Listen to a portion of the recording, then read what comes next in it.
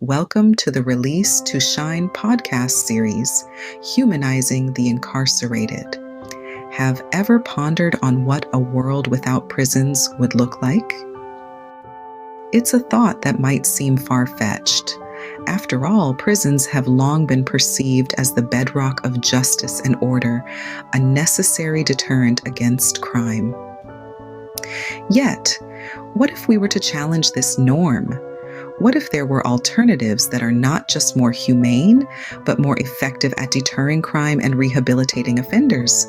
Intriguing, isn't it? Let's delve into an alternative vision presented by Deanna Van Buren.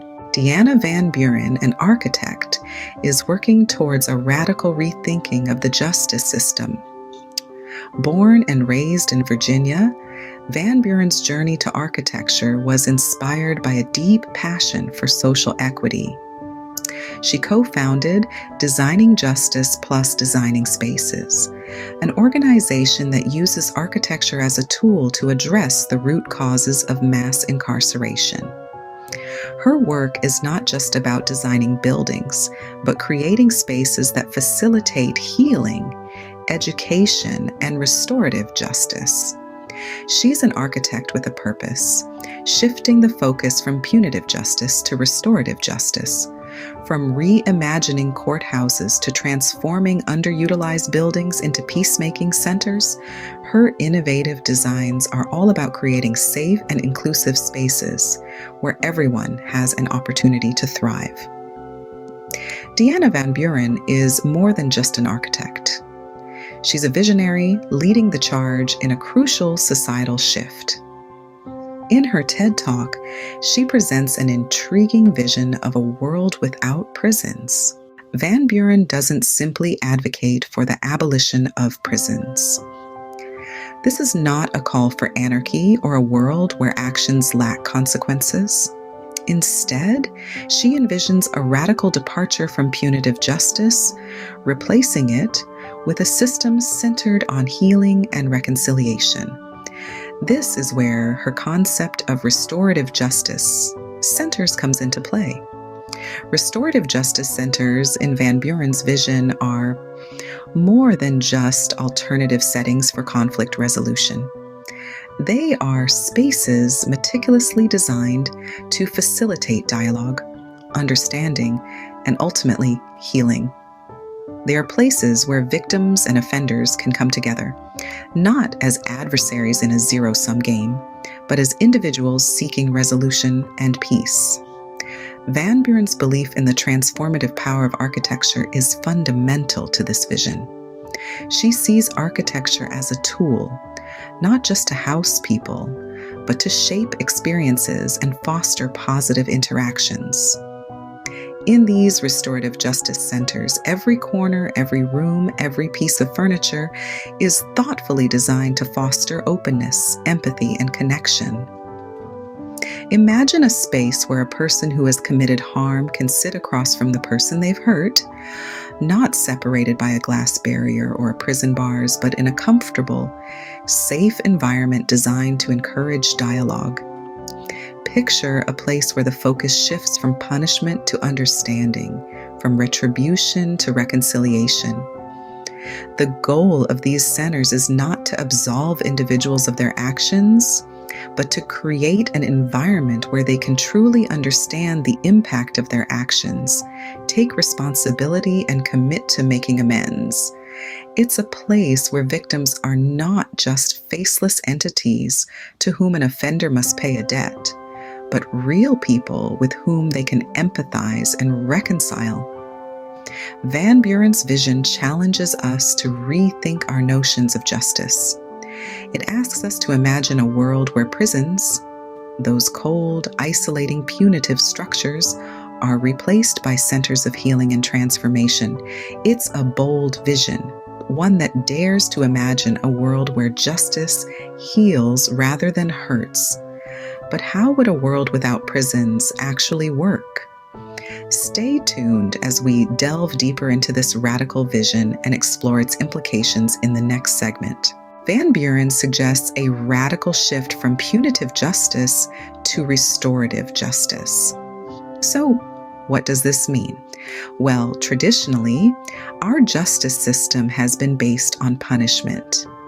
You commit a crime, you do the time. It's a formula we're all familiar with. But what if we could change that formula? This is where the concept of restorative justice comes in. It's a different approach to dealing with crime and its aftermath. Instead of focusing solely on punishment, restorative justice seeks to heal. It's a process where all stakeholders, the victim, the offender, and the community come together to collectively resolve how to deal with an offense. In this setup, the offender is held accountable for their actions, but in a way that encourages understanding, empathy, and ultimately restoration. The victim is given a voice, an opportunity to express their feelings, their fears, and their hopes for resolution. The community is involved, fostering a sense of collective responsibility and healing. In a world without prisons, as envisioned by Van Buren, restorative justice would be the norm. Instead of prison cells, we would have healing spaces. Spaces designed to facilitate dialogue, understanding, and growth. Spaces where offenders could learn from their mistakes, make amends, and prepare for a productive, crime-free life post-offense. But what could be the possible benefits of such an approach? Well, for one, it could lead to a more empathetic society where understanding and compassion replace revenge and retribution. It could also potentially reduce recidivism rates. After all, if offenders are given the opportunity to truly understand the impact of their actions and are provided with the tools to change, wouldn't they be less likely to reoffend? Moreover, it could lead to more victim satisfaction. In a system where the victim's voice is central, they are more likely to feel heard and their needs met. And finally, it could result in stronger, more resilient communities. Communities where people feel a sense of collective responsibility for each other's actions and well-being. Van Buren's vision challenges us to rethink our understanding of justice. It invites us to consider a world where prisons are obsolete and where justice is not about punishment, but about healing, growth, and restoration. It's a radical idea for sure, but one that opens up a world of possibilities for a more compassionate, empathetic, and just society. The idea of a world without prisons is not without its challenges. As we delve into this concept, it's important to acknowledge that it's a complex issue. It's not a simple switch from locking people away to suddenly having a harmonious society. Some critics argue that prisons are necessary to maintain order and protect the innocent. They point to serious crimes, such as murder or sexual assault, and question whether a restorative justice system can adequately deal with such offenses. On the other hand, there are those who worry about the potential for vigilante justice in a world without formal punitive measures. They ask, without the threat of prison, what's to stop individuals from taking the law into their own hands? It's a valid concern and one that needs careful consideration. However, let's not forget the possibilities that could arise from this shift in perspective.